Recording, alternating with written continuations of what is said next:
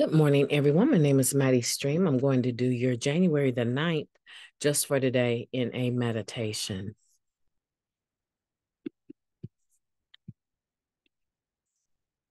How are you doing? I hope you're doing good. It's a little after 4 a.m. here, and I have just a few minutes before I need to be on the international meeting hosting the meeting. So let's go ahead. The title of this meditation is Returning Our Sponsors' Care. Returning our sponsors' care. Our earliest involvements with others often begin with our sponsor. That comes from the basic text, page 57. Our sponsors can be abundant sources of recovery information, wisdom, and loving words. They've done so much for us, from the late night telephone calls to hours spent listening to our recovery writing. They've believed in us and invested their time to prove it. They've lovingly and firmly shown us how to be honest. Their boundless compassion in times of turmoil has given us the strength to go on.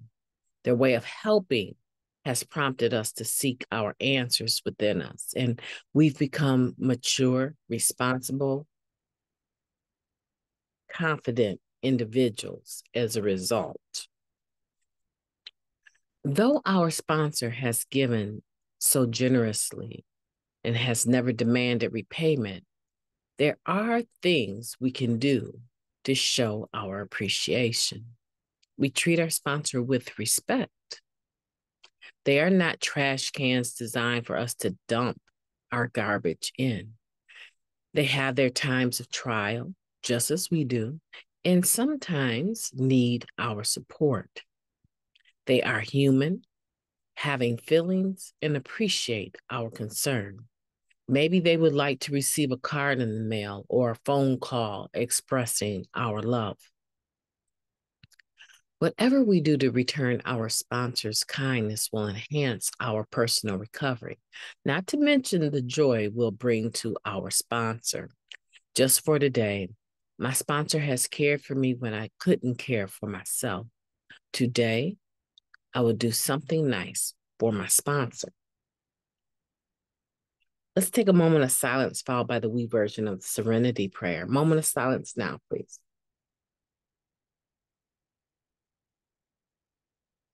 Thank you.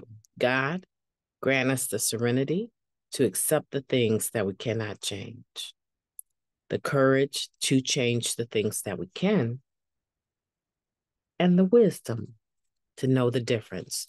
Just for today, please and thank you. So we're talking about please and thank you. That went so fast, like I didn't even mean it, but I do mean it. I do mean it when I say please and thank you. So I have a lot of gratitude, actually. So returning our sponsor's kindness, it's talking about being mindful that, my sponsor is not somebody that owes me anything, first of all, other than to help me through understanding the steps and how the spiritual principles can apply to my life. Hopefully they have some understanding of the 12 traditions and those spiritual principles. And hopefully, even as they serve through sponsorship, hopefully they have an understanding of the 12 concepts of service and can help me learn how to keep what I have by giving it away with those spiritual principles, right? Hopefully, but not necessarily, right? Not necessarily. But one thing I know is that a sponsor is not a dumping ground. They're a place to come to with things we're going through, sure. But that's not all that they do. I would never call my sponsor and swear at her.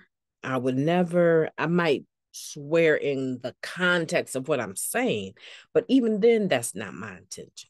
right? I might be angry in that slip, but that's not my tendency. That's not what I do. My sponsor doesn't cringe when she sees my name show up on her phone, because when she sees my name show up on her phone, she knows that I'm calling because I have time to call, but that I want to call and I need to call, right? So my relationship with my sponsor might be a little bit different than some, but for the most part, I make sure that I give honor and respect to a person that I have chosen to give authority in my life. I've given them a position of authority as it relates to understanding the 12 steps, traditions, and concepts, and the application of these spiritual principles in all of my affairs. I've given them that. It's something I've done willfully, and I can retract it at any time. So if I find myself in dis-ease in regards to my relationship with my sponsor, right? If I find myself uneasy with that, I need to figure out why. Because I'm not going to allow myself to open the door to an individual on that level and not trust them. Point blank, right? So if I'm uneasy with them, I need to figure out what it is. And uneasy doesn't necessarily mean that I have an issue with what they've said about what they think I need to do in regards to a certain situation in the spiritual principles. No, I'm talking about I really in my heart don't want them to sponsor me anymore, and I show it. Okay. I need to take a look at that. I think mental health and maturity, spiritual maturity, are things that come in the sponsorship relationship, and it is a two-way street. But don't get it twisted. It's not a two-way street where I, as the sponsor, am checking in on you as much as you are checking in with me, right? I want to make sure I'm clear about that, because I think sometimes we use, oh, well, sponsorship is a two-way street. I heard one lady say, like you watching me, I'm watching you. And I'm thinking to myself, this is going nowhere. What do you mean you're watching me? For what? To see if I'm something that is attractive to you? You should have known that before you approached me. So the fact that I don't ever hear from a person, right, is a good indication that I'm not truly attractive. Once they got to know me, they passed a judgment and forgot that I'm also human and that I really don't have a lot of time to sugarcoat stuff. I'm not gonna cuss you out and make you feel small. I'm not talking bad to you or anything like that, but I'm not going to just pretend that whatever's coming out of your mouth is okay. Not as you reveal it. I'm not co-signing anything. I don't have enough time to. I don't. So my sponsor should be someone that I have already vetted to the best of my ability. It's not just a bright idea. Let me get MightyStream as a sponsor, and then I get her as a sponsor, and then it's only in name only, because I don't ever show that I really am interested in doing any step work, right? And I always tell my sponsees, if I'm not working for you, find another sponsor. And I guarantee you, don't make it a big deal that you need to come to me and explain to me the reasons. And even though I would love to hear why I'm no longer sponsoring you, that's not your priority. Your priority is to get someone that you will work with. And if you find that you cannot work with me, I don't need an explanation as to why you're not working with me or that you're getting another sponsor, because in essence, your behavior will tell me that I'm no longer sponsoring you long before you ever get it out of your mouth. Right? I'm not new to this. I'm true to this.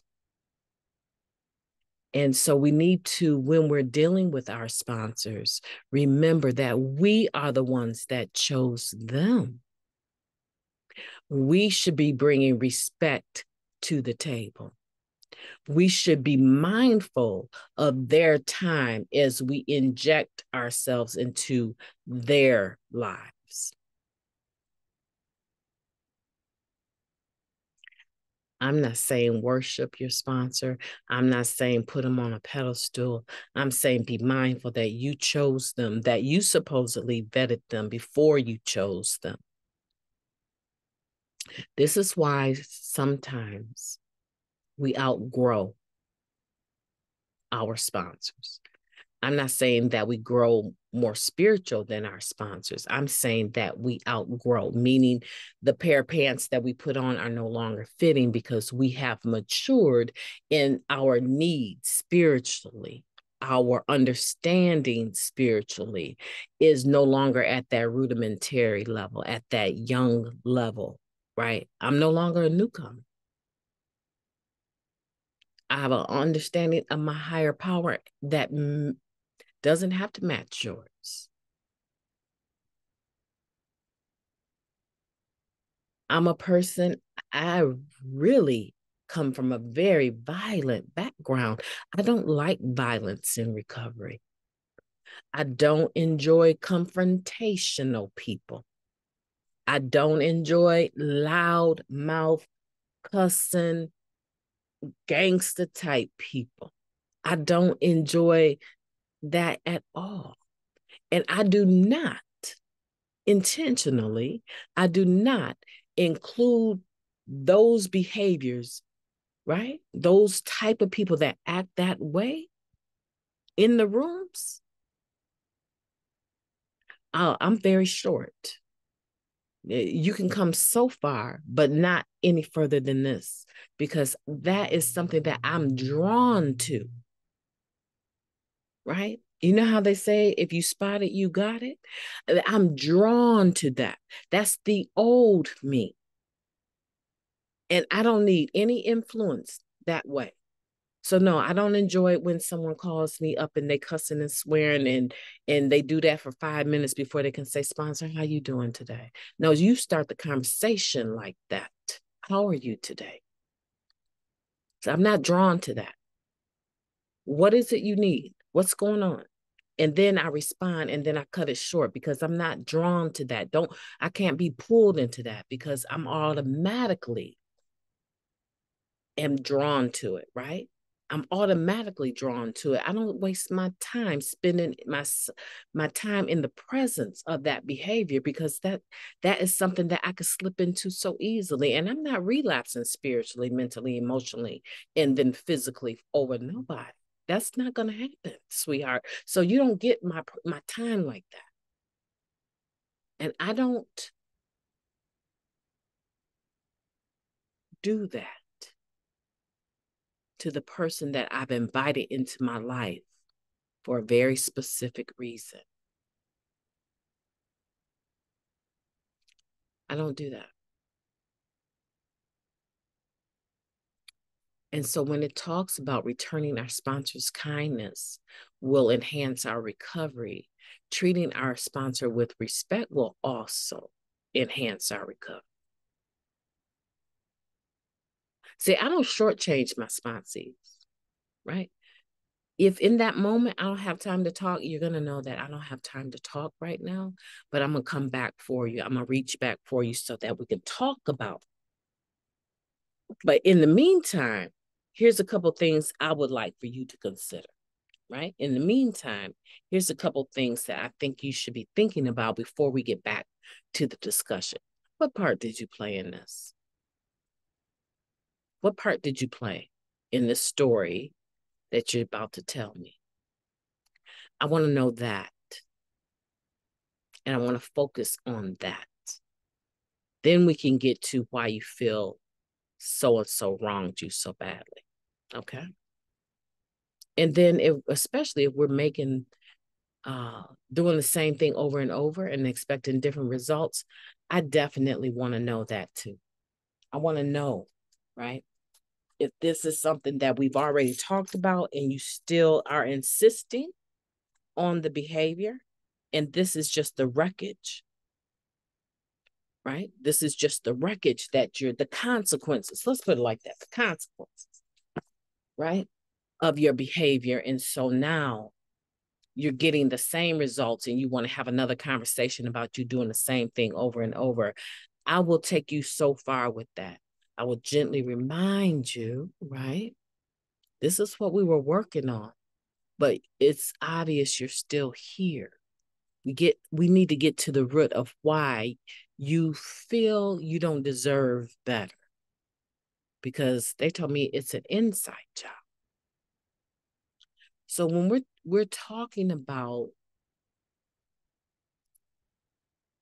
how we treat people, the sponsorship relationship is generally one of the first relationships that we get an opportunity to mature in. And most sponsors are very tolerant. Very tolerant. If a sponsor steps off from a person and they say, I can no longer sponsor you,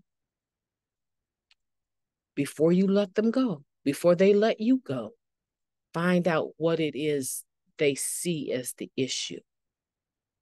Because that will be what you will want to focus on and figure out where you're at before you find another sponsor. Do yourself that favor, because it's very unusual for a person to say yes to sponsorship to end the sponsorship relationship. Okay. So if they end it and it's not because of time management or poor health, find out what they're feeling as to why it needs to end. Because that is a serious blow to a spirit, right? When the relationship has to end because of the behavior of the sponsee. That's a big hit. And most sponsors are not going to inflict that level of pain, knowing that a relapse might be behind it. Because we rationalize most outrageous sort of nonsense, right? So a sponsor's not usually going to end that without having talked to their sponsor. I've had a sponsor tell me, you need to come away. I'm not sponsoring your sponsees. And this is making you very unhealthy. And you need to draw some very distinct lines or let them go on and find someone else, because I really don't want to have this conversation with you again. If they're rubbing you that much the wrong way and you're letting it, what do you think that I can do for you in that case? You need to step, if that, any abusive relationship, we need to be able to step away from, right? And so today, I just want to make sure that when we're talking about sponsorship, yes, it's a two-way street, but your side of the street as the sponsee is a lot larger, right, than the sponsors. So let's not use that as an excuse to not do the work that we need to do. And let's not be disrespectful of the people that we have invited into our life because we say we vetted them and we want what they have in regards to recovery. My name is Mighty Stream. I've enjoyed talking to you today. I know this is a serious topic, and I know that you are going to go back over it and listen to it again and figure out where you're at. I know where I'm at. Find out where you're at and reach out to your sponsor today. Not just because the meditation says to call them or mail them something. No. Do it on a regular basis. No one should have to tell you to reach for your sponsor. No one should have to tell you. No meditation should have to tell you to do that. And then that's the day you flood your sponsor's phone. No, no, no. It should be already taking place. So if it's not, today is a good day for it to start. I want for you to have a beautiful day on purpose. I intend to talk to you tomorrow.